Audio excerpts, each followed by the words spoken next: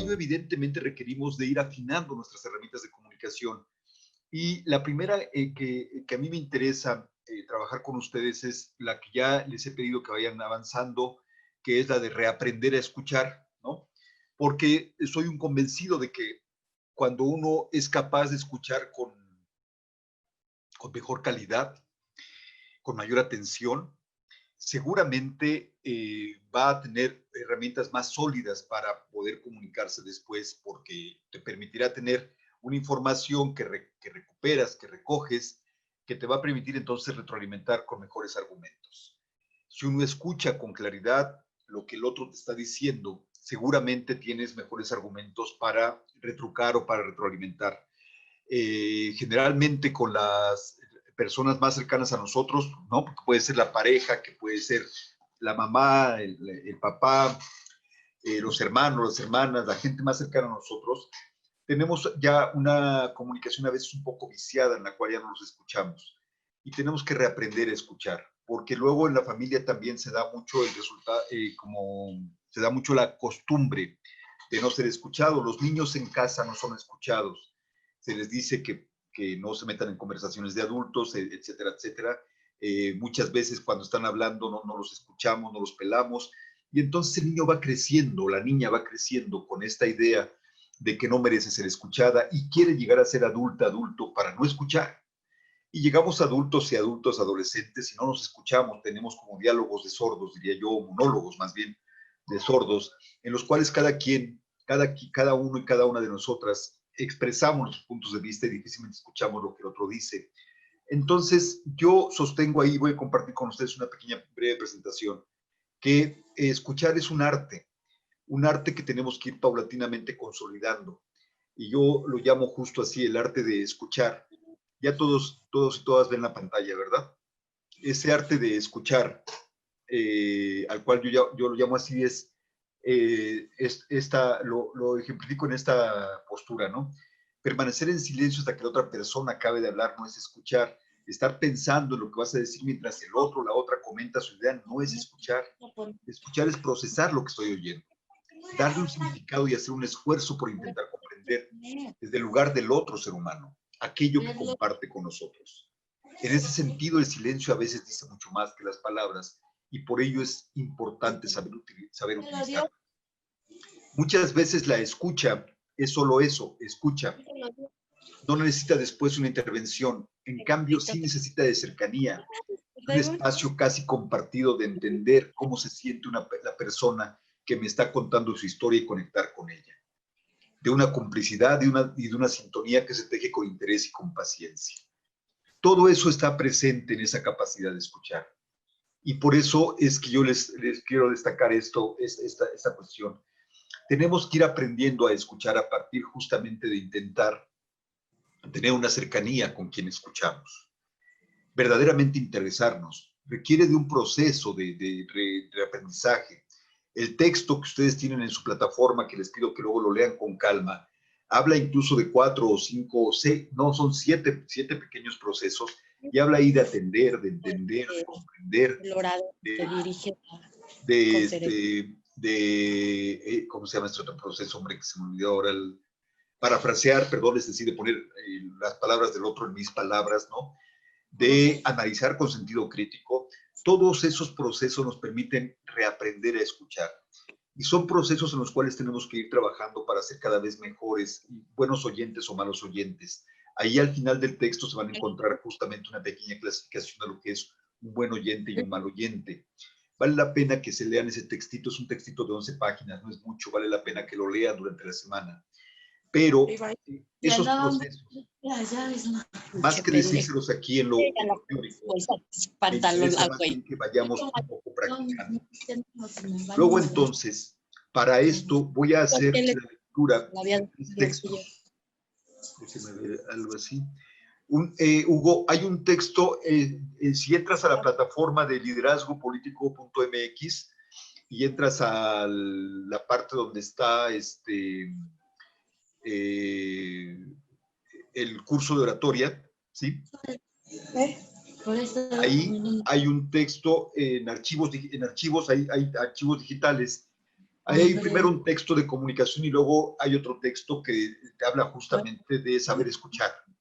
Ese texto de saber escuchar y el manejo de la voz, las primeras 11 páginas están dedicadas a la escucha y es el texto que les pido que en su momento ojalá que lo puedan revisar. Mucho lo van a revisar si es que logramos durante esta sesión que yo logre interesarlos y que ustedes logre transmitir la urgencia de que realmente reaprendamos a escuchar, ¿no? Si logro esa intención, seguramente eso los va a llevar a que lo lean con interés durante esta semana. Ojalá que lo logre, voy a hacer todo mi esfuerzo para lograr que ustedes se interesen en el texto, ¿no?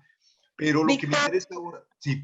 Perdón que te interrumpa. ¿Podrías repetirles el nombre del texto? Porque no alcanzaron algunos a escucharlo bien. Ok, se los voy a decir incluso literalmente, déjenme entrar rápidamente a la página mientras estoy hablando con ustedes, lo estoy haciendo, para que así no mienta y lo diga tal cual fielmente. Ustedes entran a la página y ahí en la parte media está Curso de Oratoria y Comunicación Política Estado de México. Ahí le dan clic y van a ver abajo recursos digitales y ahí está archivos. Donde dice archivos le dan clic y les va a aparecer recursos digitales, archivo, y está la primera carpeta dice presentación, comunicación. La segunda carpeta dice reaprender a escuchar y reconocimiento orgánico de la voz. Ese es el que quiero que después lo lean con calma. Y las primeras 11 páginas, exactamente, déjenme ver si son 11 para no mentirles. Sí, las primeras 11 páginas están dedicadas específicamente a el tema de reaprender a escuchar. A partir de la 12 empieza el trabajo de la voz, que también si lo van leyendo a mí no me molesta porque es el tema que vamos a tratar la semana próxima, que es para el cual vamos a utilizar justamente, ¿se acuerdan que les había dicho el corcho? ¿Sí? Entonces, ese es para lo que vamos a usar el corcho la semana próxima y ya lo vamos a utilizar. Jacqueline, tú no sabías, pero les pedí desde la primera sesión que vayan consiguiéndose un corcho. ¿Lo alcanzas a ver el corcho? Este corcho, el corcho de vino, es un corcho de botella de vino, lo cortan a la mitad y te quedan dos piezas. Con eso vamos a hacer un ejercicio de ejercicios de dicción la semana próxima y vamos a utilizar el corcho así, para que todos vayan teniendo el corcho, ¿no? Vamos a hacer lectura en voz alta y vamos a hacer este ejercicio todas y todos, poco a poco, ¿sale? Sí, gracias. Ahí justamente también hay un recurso que está ahí que pueden ver que es ejercicios de dicción. Pueden también irlo viendo sin problema. Hay trabalenguas y todo esto, que es con lo que vamos a trabajar la semana próxima. Bien, recuperando lo que les estaba diciendo, les comentaba que voy a hacer la lectura de 3 textos, ¿sí? Vamos a ir uno por uno y vamos a ver cómo cada texto comunica cosas diferentes, y lo que me va a interesar sobre todo es que me digan qué entendieron, qué les jaló del texto, de la lectura. Son textos cortos que les voy a leer, son textos literarios, vale la pena que se los diga de una vez, y cada uno de ellos transmite cosas diferentes. Y vamos a ver qué nos transmiten, qué nos dicen y qué entendemos cada una y cada uno de nosotros, ¿vale? Entonces voy a empezar con el primero, que es un pequeño fragmento de Rayuela. Rayuela es una novela de Julio Cortázar. Algunos y algunas de ustedes seguramente o han oído hablar de ella o la han leído. Si no la han leído, va a ser un pequeño fragmento. De todas maneras, para quienes ya la hayan leído, les va a sonar muy familiar. Para quienes no, les va a sonar de todas maneras con un texto, con una intencionalidad que vale la pena rescatar. Entonces, hago la lectura y después lo comentamos, ¿vale? Les decía, es el fragmento un pequeño fragmento de Rayuela de Julio Cortázar, que es una novela que escribió él por los años 80, 70, ya muy vieja, pero muy famosa, y la verdad es que yo personalmente se los recomiendo, les va a gustar, ¿no? Dice así: con un dedo toco el borde de tu boca. Voy dibujándola como si saliera de mi mano, como si por primera vez tu boca se entreabriera, y me basta cerrar los ojos para deshacerlo todo y recomenzar. Hago nacer cada vez la boca que deseo, la boca que mi mano elige y te dibuja en la cara. Una boca elegida entre todas, con soberana libertad, elegida por mí para dibujarla con mi mano en tu cara, y que por un azar que no busco comprender, coincide exactamente con tu boca que sonríe por debajo de la que mi mano te dibuja. Me miras, de cerca me miras, cada vez más de cerca y entonces jugamos al cíclope. Nos miramos cada vez más cerca y los ojos se agrandan, se acercan entre sí, se superponen y los cíclopes se miran, respirando confundidos. Las bocas se encuentran y luchan tibiamente, mordiéndose con los labios, apoyando apenas la lengua en los dientes, jugando en sus recintos, donde un aire pesado va y viene con un perfume viejo y un silencio. Entonces mis manos buscan hundirse en tu pelo, acariciar lentamente la profundidad de tu pelo mientras nos besamos como si tuviéramos la boca llena de flores o de peces, de movimientos vivos, de fragancia oscura. Y si nos mordemos, el dolor es dulce. Y si nos ahogamos en un breve y terrible absorber simultáneo del aliento, esta instantánea muerte es bella. Y hay una sola saliva y un solo sabor a fruta madura, y yo te siento temblar contra mí como una luna en el agua. Ese es el texto. Cuénteme un poco, ¿qué les dice el texto? ¿Qué entendieron? ¿Qué les provocó? Adelante, Manuel levantó la mano, Emanuel. ¿Y quién más levantó la mano? A ver, déjenme ver. Déjenme ver. Emanuel, adelante, Manuel, por favor. Pues no he leído ese texto, pero el fragmento que nos leyó suena interesante y sobre todo, no sé si sea el único, pero transmite la sensación de pensar en una persona específico, de pensar en una persona específico, de recordar ciertas experiencias con determinadas personas significativas. eh, y en general, pues una sensación como muy, diría yo, eh, pues de tranquilidad, pero de tranquilidad en el sentido de ir poco a poco, no apresurarse, cuestiones por el estilo. Ok, muy bien. ¿Alguien más? Adelante, Gisela. Bueno, yo no terminé de leer esa novela, solo leí unas partes por la estructura que tiene la novela salteada. Ajá. Sin embargo, pues, a pesar de que como tal el, el texto que leyó no me causa una sensación, como que por mi parte no es mucho de mi agrado el tipo de descripción que usa porque es muy específica y a mí llega a hartarme. Ok, Eso es en lo personal, no me gusta así como que sea tan específico. ok. Muy bien, adelante. Gracias, Gisela. ¿Alguien más? Sí, bueno, el fragmento que leyó se me hizo muy interesante y más que nada, como comentaba el compañero, que te hace pensar en específico en una sola persona.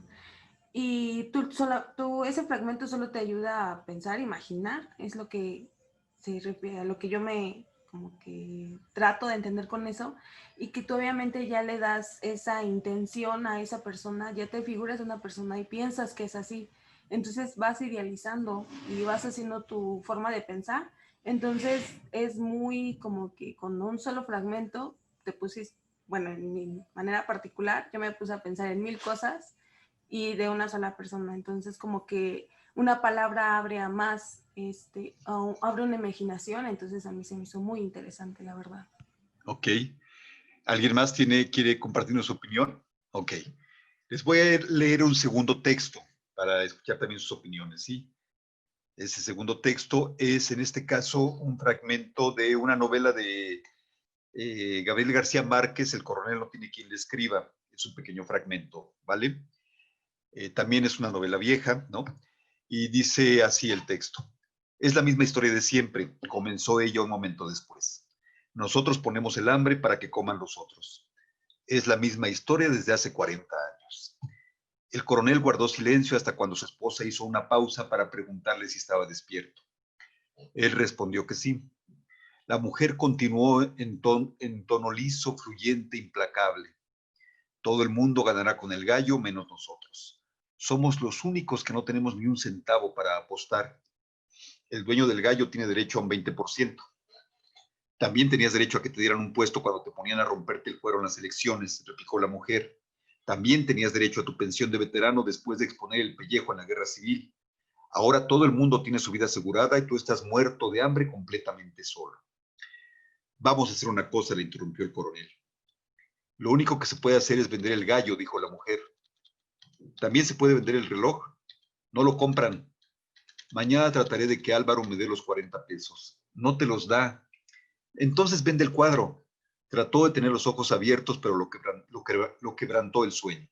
Cayó hasta el fondo de una sustancia sin tiempo y sin espacio, donde las palabras de su mujer tenían un significado diferente. Pero un instante después se sintió sacudido por el hombro. Contéstame. El coronel no supo si había oído esa palabra antes o después del sueño. Estaba amaneciendo. La ventana se recordaba en la claridad verde, perdón, la ventana se recortaba en la claridad verde del domingo. Pensó que tenía fiebre. Le ardían los ojos y tuvo que hacer un gran esfuerzo para recobrar la lucidez. ¿Qué se puede hacer si no se puede vender nada?, replicó la mujer.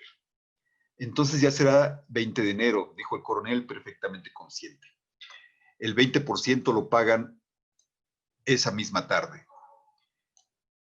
Si el gallo gana, dijo la mujer, pero si pierde, ¿no se te ha ocurrido que el gallo puede perder? Es un gallo que no puede perder, pero suponte que pierda. Todavía faltan 45 días para empezar a pensar en eso, dijo el coronel. La mujer se desesperó. ¿Y mientras tanto qué comemos?, preguntó y agarró al coronel por el cuello de la franela. Lo sacudió con energía. Dime, ¿qué comemos? El coronel necesitó 75, los 75 años de su vida, minuto a minuto, para llegar a ese instante. Se sintió puro, explícito, invencible en el momento de responder. Mierda. Y ahí termina. Es el texto. Cuéntenme, respecto a ¿qué les provoca el texto? ¿Ya levantó la mano Gisela o la habías dejado de la vez anterior, Gisela? Pues lo había dejado de la vez anterior, pero ya que la tengo alzada, Okay. este texto, a comparación del otro, me llamó más la atención. El otro siento como que era una descripción, pero como que no me gustó. Y este siento que es más como una narración, una historia pequeña. Y en lo personal a mí me llamó más la atención. Ok. Pedro, adelante Pedro, tenías la mano levantada. Cuéntanos qué te provocó el texto, cuéntanos. Ok, bueno, a mí en lo personal me llamó más la atención este texto que el otro, por eso no comenté. Pero se me hace un énfasis porque a mi modo de pensar, siento como que es lo que pasa en la vida cotidiana. A veces nos encontramos con una persona, en este caso era la esposa de él, que le daba puntos negativos y él se dedicaba a enfocarse en los puntos positivos. Era él de una u otra manera quería estar enfocado a que iba a pasar, que iba a tener éxito. Y la mujer, pues, por otro lado, pues, le decía de que no va a tener éxito. Ella misma se ponía las trabas. Y, pues, a mi parecer me llamó mucho la atención por eso, porque él buscaba la manera de ser positivo, como muchas personas lo hacemos. Ok. ¿Alguien más nos quiere externar su opinión respecto a este texto? Y lo que escucharon y lo que entendieron. Gracias, profesor. Pues, en general, y haciendo como un, digamos, análisis un poco más profundo del texto, ese fragmento en lo personal me remitió a pensar que, pues, en una relación siempre es necesario que haya una persona soñadora y una persona realista. Desde mi punto de vista, es necesario que, pues, uno cuando empieza a soñar, uno cuando empieza a hacer suposiciones, la otra persona llegue y te ponga los pies sobre la tierra, ¿no? Y creo que eso es importante porque muchas veces, pues, no es tan bueno el estar navegando en el mundo de lo abstracto y perderse completamente de la realidad. Muy particularmente, pues sí se me hizo pensar en mi pareja y en ese sentido, la idea de, bueno, pues sí, efectivamente yo a veces como que pierdo los pies de la tierra, como que a veces soy muy soñador, como que a veces tengo tendencia a ser muy idealista, pero gracias a que ella pues es un poco más realista, es un poco más pues fría y menos visceral que yo, llega y me dice, bueno, ¿sabes qué? Creo que desde esta perspectiva no es tan bueno que sigas soñando de esta manera, o quizás creo que es momento de que aterrices nuevamente en la realidad. Y eso es bueno, porque finalmente ayuda a tener un crecimiento pues personal y sobre todo pues a no regarle en muchas de las ocasiones. Es cuanto. Ok, muy bien. ¿Alguien más quiere externar su opinión o compartir su opinión o me voy al siguiente texto? Hay un tercer texto que les quiero leer, otro pequeño fragmento. Creo que ya nadie más. Ok. Les voy a leer un tercer fragmento. Este es el caso de un fragmento de un cuento, de los cuentos que escribió Juan Rulfo. En este caso, diles que no me maten, se llama el cuento. Es cortito, pero bueno, este es solamente un pequeño fragmento, ¿no? Entonces, lo voy a leer y también les voy a pedir su opinión al final, ¿sí? Vamos a ver, empieza así. Diles que no me maten, Justino. Anda, vete a decirles eso, que por caridad. Así diles que lo hagan por caridad. No puedo. Hay allí un sargento que no quiere oír hablar nada de ti. Haz que te oiga. Date tus mañas y dile que para sustos ya ha estado bueno. Dile que lo haga por caridad de Dios. No se trata de sustos. Parece que te van a matar de a de veras. Y yo ya no quiero volver allá. Anda otra vez, solamente otra vez, a ver qué consigues. No, no tengo ganas de eso. Yo soy tu hijo. Y si voy mucho con ellos, acabarán por saber quién soy. Y les dará por afusilarme a mí también. Es mejor dejar las cosas de este tamaño. Anda, Justino, diles que tengan tantita lástima de mí, nomás eso diles. Justino apretó los dientes y movió la cabeza diciendo, no, y siguió sacudiendo la cabeza durante mucho rato. Justino se levantó de la pila de piedras en que estaba sentado y caminó hasta la puerta del corral. Luego se dio vuelta para decir, voy pues, pero si de perdida me afusilan a mí también, ¿quién cuidará de mi mujer y de los hijos? La providencia, Justino, ella se encargará de ellos. Ocúpate de ir allá y ver qué cosas haces por mí. Eso es lo que urge. Lo habían traído en la madrugada y ahora era ya entrada la mañana y él seguía todavía allí, amarrado a un horcón, esperando. No se podía estar quieto. Había hecho el intento de dormir un rato para apaciguarse, pero el sueño se le había ido. También se le había ido el hambre. No tenía ganas de nada, solo de vivir. Ahora que sabía bien a bien que lo iban a matar, le habían entrado unas ganas tan grandes de vivir como solo las puede sentir un recién resucitado. ¿Quién le iba a decir que volvería a aquel asunto tan viejo, tan rancio, tan enterrado como creía que estaba? Aquel asunto de cuando tuvo que matar a don Lupe, no nada más por nomás, como quisieron hacerle ver los de Alima, sino porque tuvo sus razones. Él se acordaba. Don Lupe Terreros, el dueño de la Puerta de Piedra, por más señas, su compadre, al que él juvencionaba, tuvo que matar por eso, por ser el dueño de la Puerta de Piedra, y que, siendo también su compadre, le negó el pasto para sus animales. Primero se aguantó por puro compromiso, pero después, cuando la sequía, en que vio cómo se le morían uno tras otro sus animales hostigados por el hambre, y que su compadre, don Lupe, seguía negándole la hierba de los potreros, entonces fue cuando se puso a romper la cerca y a arrear la bola de animales, flacos hasta las paraneras para que se hartaran de comer, y eso no le había gustado a don Lupe, que mandó tapar otra vez la cerca para que él, juvencionaba, le volviera a abrir otra vez el agujero. Así, de día se tapaba el agujero y de noche se volvía a abrir. Mientras el ganado estaba allí, siempre pegado a la cerca, siempre esperando. Aquel ganado suyo que antes nomás se vivía oliendo el pasto sin poder probarlo.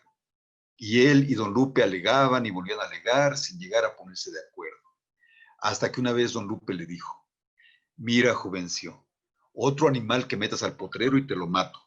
Y él contestó, mire, don Lupe, yo no tengo la culpa de que los animales busquen su acomodo. Ellos son inocentes. Ahí se lo haiga si me los mata. Y me mató un ovillo. Hasta ahí. Cuéntenme, ¿qué opinión les merece este texto y qué les deja decir? ¿Qué les dice más bien?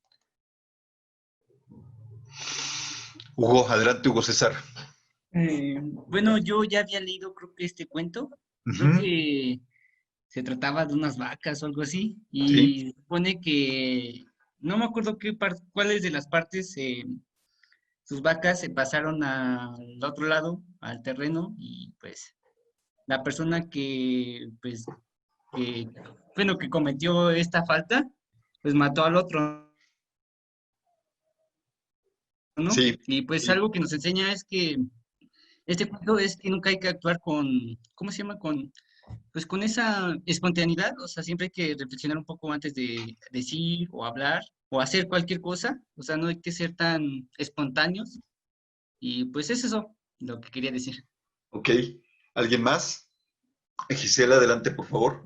Bueno, yo no he leído este libro que mencionan, pero viéndolo por el texto que usted nos leyó, me parece que es un libro con un poco de cólera, se suena un poco triste. Y en lo personal el texto, pues sí me gustó por la narrativa que tiene y por cómo va contando la historia. Aunque yo creo que si lo leyera y lo contextualizara más, podría entenderlo, porque ahorita sí me quedé con cara de, no, pero ¿por qué? O sea, ¿por qué lo van a matar? O cosas así.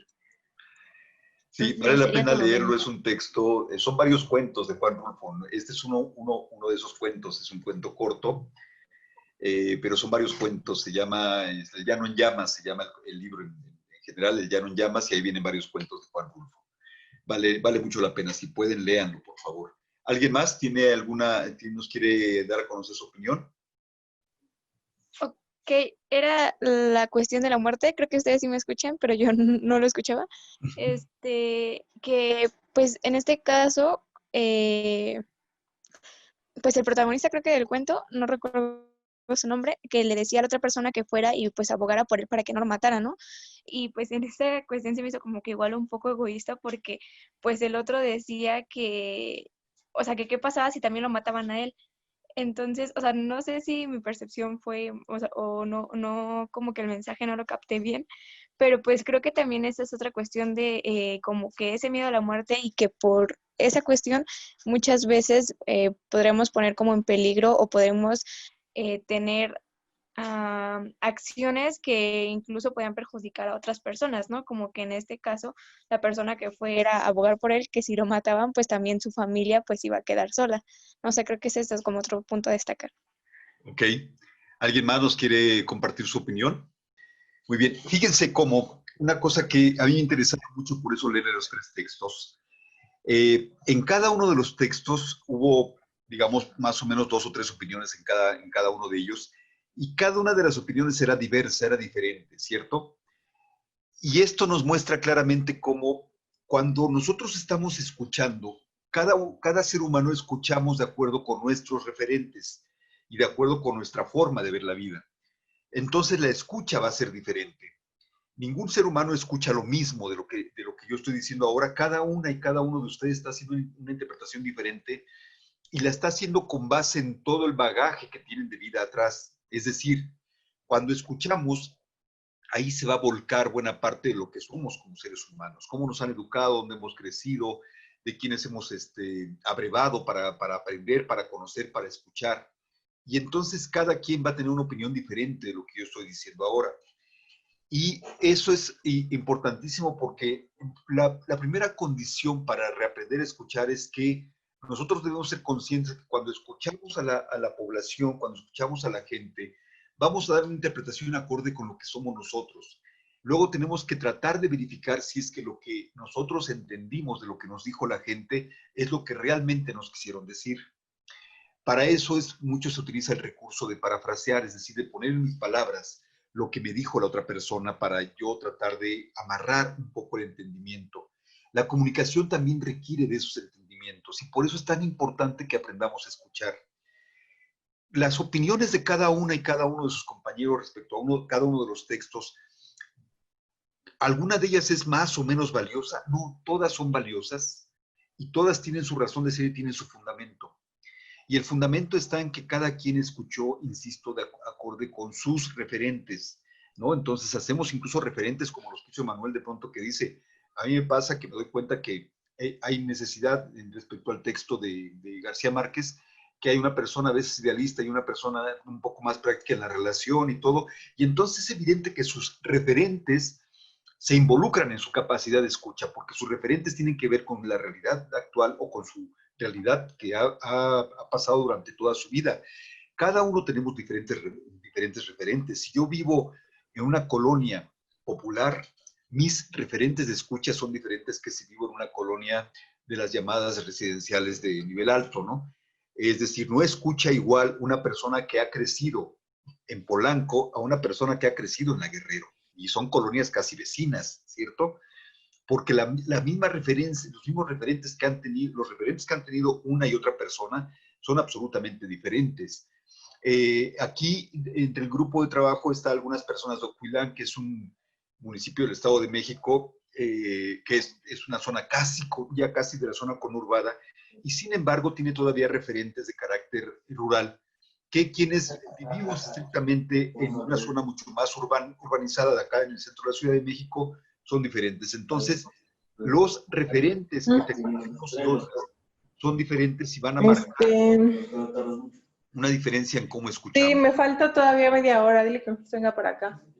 Y entonces es importante que eso lo tengamos claro, porque cuando hablamos con los demás, con las demás, nos van a entender de manera diferente, y es importante que lo tengamos claro cuando nosotros nos toca escuchar. Si por alguna razón siento que lo que me está diciendo la otra persona, que lo que me dice la población, que lo que me dice las comunidades, no me queda del todo claro, tenemos que hacer un ejercicio de reflexión junto con ellos para ver si es que logramos empatar aquello que nos están diciendo con lo que nosotros entendemos. Y eso es importante que lo hagan porque seguramente, ustedes no me van a dejar mentir ahora, seguramente todos y todas tenemos historias de malos entendidos. Y cuéntenme un poquito de esos malos entendidos que se puedan contar, claro que ustedes quieran contarnos. Cuéntenme un poco qué ha pasado en esos malos entendidos, pueden ser personales con alguna persona cercana a ustedes, o pueden ser incluso en actividad política o en actividad profesional. Cuéntenos algunos malos entendidos que hayan tenido para ir un poco entendiendo este proceso. Adelante, Manuel. Gracias.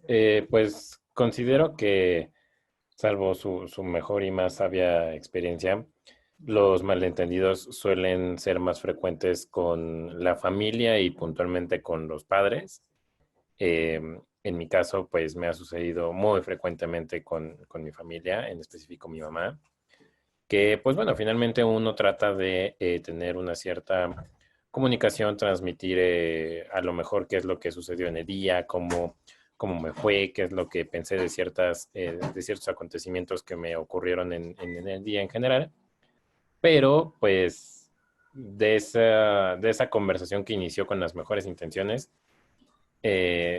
frecuentemente terminan en un debate, no una discusión, en un debate por la forma en cómo me expreso, ¿no?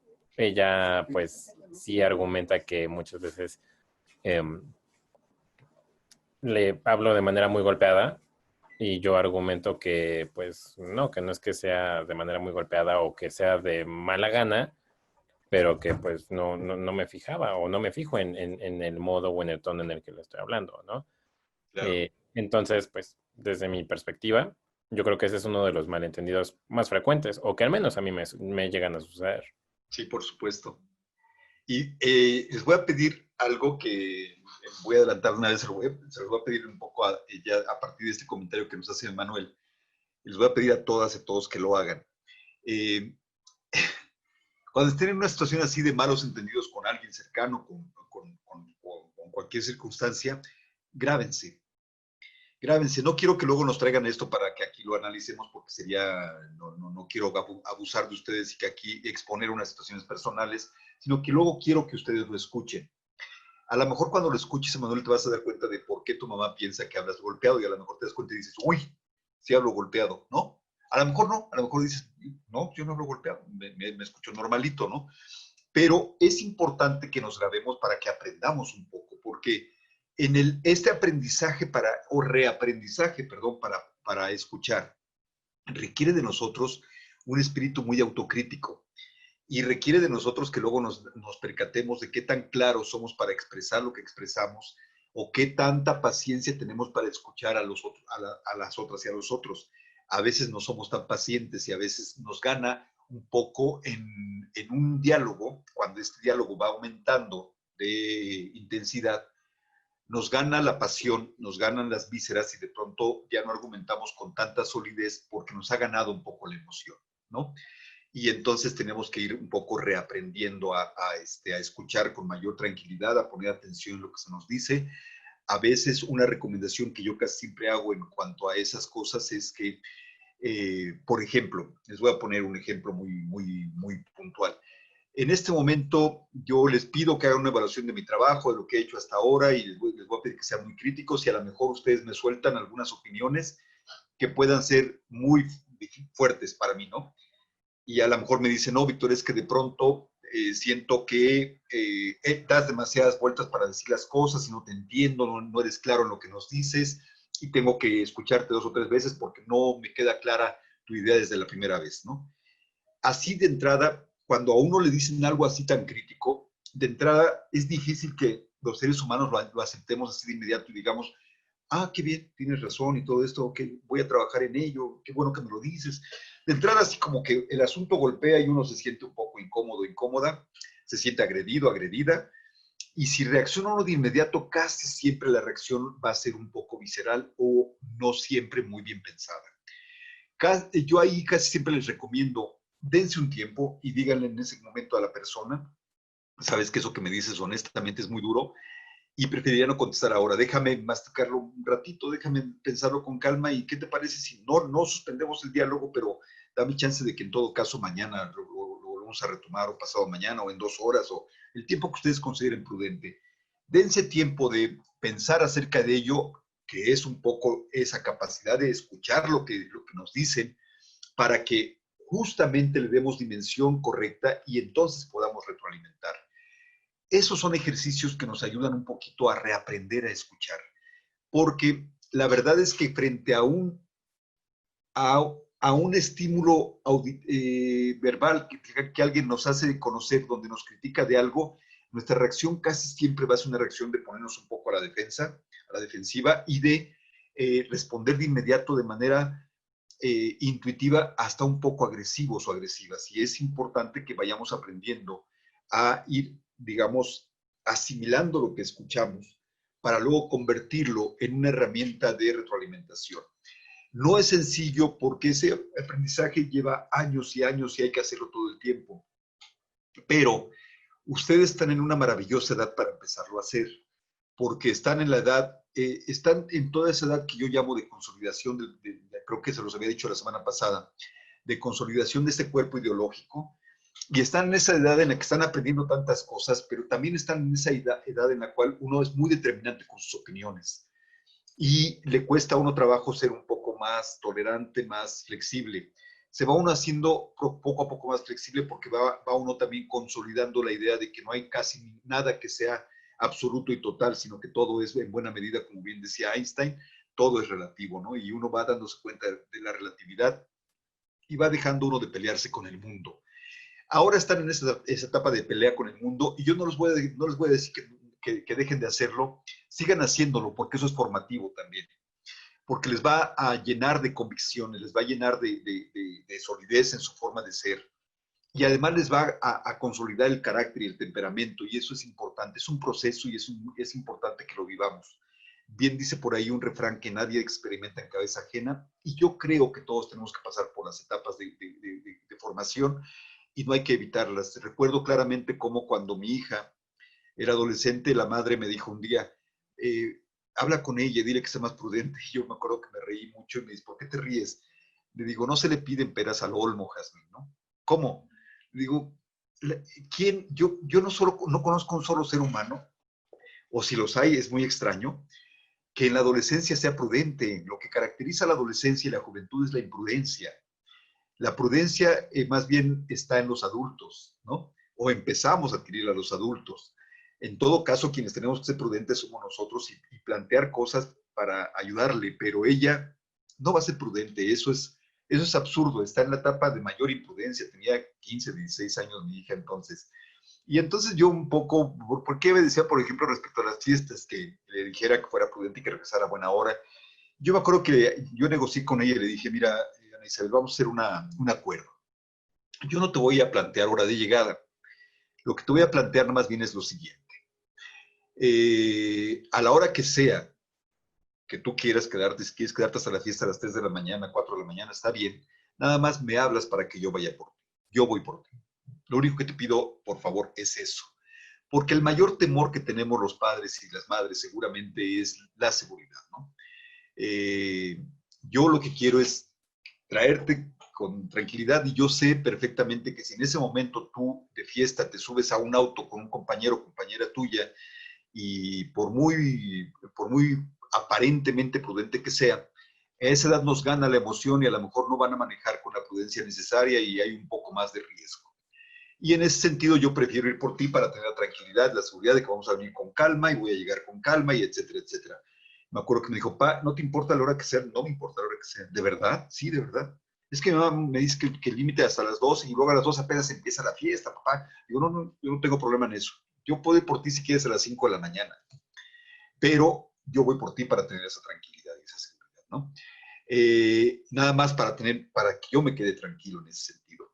Y me acuerdo que me retó y me provocó, me preguntó, dice, Pai, si te llamo para que vayas por mí a un hotel, voy al hotel por ti, me dice. ¿En serio? Se moría de la risa, ¿no?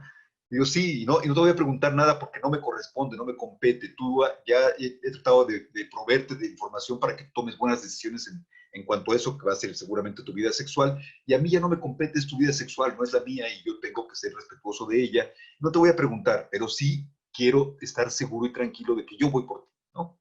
Y de que en ese sentido yo te regreso a casa con la mayor tranquilidad, de que disminuyo el riesgo, digámoslo así, ¿no? Pero esto lleva a eso que les decía. Están ustedes en una etapa de formación muy importante, muy interesante, muy intensa, en la cual están aprendiendo tantas cosas que yo, nada más de recordar esa etapa de mi vida, los envidio profundamente porque es maravillosa. Aprovechanla, vívanla mucho, pero también vayan aprovechando para ir un poco aprendiendo, a empezar a cultivar y formarse en este proceso de reaprender a escuchar a partir de la tranquilidad, de la paciencia, de ir dando espacio de escuchar a los demás, de darse espacio para pensar con calma lo que se les dice. Yo sé que no es sencillo, pero inténtenlo y vayan haciendo un poco este proceso de reescucha, porque además, como veíamos en el ejercicio, lo que yo les decía, cada una y cada uno de ustedes escucha de manera diferente. Van a ir aprendiendo a escuchar de manera diferente. Van a interpretar aquello que se les dice de manera diferente porque cada uno de ustedes tiene formaciones diferentes, visiones del mundo diferentes, que los hace que no escuchen lo mismo respecto a lo que yo estoy diciendo ahora. Aquí en este grupo hay algunas personas que vienen del mismo municipio y que seguramente se conocen entre sí de manera mucho más profunda. Si no me equivoco, son, por ejemplo, Vianey, Ashley, está todavía por aquí Benjamín, sí está Benjamín. ¿Quién más está del grupo? Ya se fue Jesús porque me dijo que tenía que irse, pero estaba también Jorge Alberto, ¿eres de parte de ese grupo o Jorge Andrade? ¿Quién es parte de ese grupo también? Bien, todos ustedes son del mismo lugar. Cuéntenme, y se conocen bien seguramente, porque seguramente son amigos y en algún caso, si no me equivoco, familiares. Todas ustedes y todos ustedes piensan que escuchan igual, son muy diferentes para escuchar. ¿Cómo se consideran? Si un poco se calificaran, tú, por ejemplo, Benjamín, ¿tú cómo consideras consideras que es Ashley para escuchando? ¿Es buena para escuchar o más bien le gana la impaciencia? ¿Cómo es Vianey, por ejemplo? ¿Son iguales? ¿Son diferentes? ¿Cómo la sientes, por ejemplo? ¿Me escuchan? Sí. ¿Sí? Bueno, pues Vianey es mi hija. Ajá. Y la verdad sí, no, yo espero no lo ofenda, pero como que ambos no sabemos escuchar. Okay. Entonces, ahorita con esto, bueno, pues yo creo que es el propósito, saber escuchar. Yo creo que sí estoy aprendiendo a escuchar más por el proyecto que estamos y sí lo llevo muy en cuenta de que es saber escuchar, tenemos más herramientas para poder responder en este caso, ¿no? Okay. Entonces digo, así somos, no digo nada más de bien, digo, también yo digo, también no sabía escuchar, tengo que aprender a escuchar. Entonces, eso es en relación a nosotros. Ashley, bueno, pues sí, hemos trabajado por bastante tiempo y pues considero que sí sabe escuchar un poco. No bastante, pero sí sabe escuchar un poco. He insistido en que debemos saber escuchar y no mucho, pero sí sabe escuchar y atiende a lo que escucha. Ok. Es lo que puedo decir de eso. Muy bien. Gracias. A ver, y ahora quisiera escuchar a Vianney y a Ashley. ¿Cómo consideran que es Benjamín en cuanto a su capacidad para escuchar? Él dice que no sabe escuchar mucho, pero que está aprendiendo. ¿Ustedes cómo lo ven a él? Ashley, Vianney, ¿quién nos quiere platicar un poco? Bueno, desde mi perspectiva, pues le doy un poco de razón a Benjamín, bueno, al señor Benjamín, independientemente del proyecto que tenemos juntos. Sí, a veces no sabe escuchar, se aferra un poquito a lo que dice, pero sí, lleva un gran progreso, ha tenido un gran progreso y siento que ha reforzado mucho esa parte en escuchar, dentro de lo que yo percibo. Perfecto. Muchas gracias, En Ashley. cuanto a Vianney, pues siento que ella sí escucha. Bueno, Ok. sí. Gracias, Ashley. Perdón, me acerqué porque estaba pasando por aquí un helicóptero y que luego bloquea, pero sí alcancé a escuchar lo último. Gracias, Ashley. Fíjense que antes de irse, Jacqueline, que tenía que irse, me avisó que tenía que irse, me pedía que hablara de algo que voy a abordar un poco ahora que comente respecto a esto que nos compartieron tanto Benjamín como Ashley como Vianney. Fíjense lo importante que es en el mismo grupo de trabajo, ya no solamente con el trabajo que tiene que hacer con las comunidades, sino entre ustedes, lo importante que es reaprender a escuchar. Es decir, tenemos que darnos un espacio y una pausa para que aquello que escuchemos sepamos controlarlo, sepamos controlar la emoción y le demos el tiempo adecuado como para poder, como yo decía, analizarlo, reflexionar acerca del caso y poder dar una respuesta mucho mejor argumentada, mucho más sólida. Yo sé que en los equipos de trabajo eso no es fácil, pero la recomendación que les hago ahí es, hagan un poco esto que yo les decía, dense la oportunidad de que si van a hablar de un tema álgido, difícil y todo, háblenlo, pero den la oportunidad de que si, por ejemplo, Benjamín tiene que decirles algo a Ashley y a Vianney, les dice esto, les pides, por favor, piénsenlo con calma y en todo caso lo retomamos mañana y mañana me dicen qué opinan al respecto, ¿no? Para que no sea tan impulsiva la respuesta y no se enfrenten entonces los desacuerdos, porque a veces los desacuerdos, que es un poco que me lleva a lo que me decía Jacqueline antes de irse, un poco estos malos entendidos, los malos entendidos entre los seres humanos surgen a veces incluso de malos entendidos, porque ya cuando uno lo piensa con calma, dice uno, ya entendí. No, pues y además lo que me dice Benjamín coincide con lo que yo pienso, pero primero como yo lo escuché, lo entendí, a lo mejor no coincidía, yo pensé que estábamos en desacuerdo. Y a veces es importante darse espacio para poder pensar con calma respecto a lo que me está diciendo la otra persona y vamos a ver que a veces coincidimos más de lo que pensamos. Y los veo el próximo sábado a las 9 de la mañana. Cuídense mucho durante la semana, por favor, acuérdense que hoy estamos en contingencia y que hay que cuidarse muchísimo, tomen todas las precauciones del caso y que tengan una maravillosa semana. Los veo la semana próxima por acá. Perdón, Vianney, ¿todavía tienes levantada la mano? ¿Quieres decir algo o se quedó levantada la vez anterior? La vez anterior. Ok, bien. Que les vaya muy bien, cuídense muchísimo y los veo la semana próxima a las 9 de la mañana.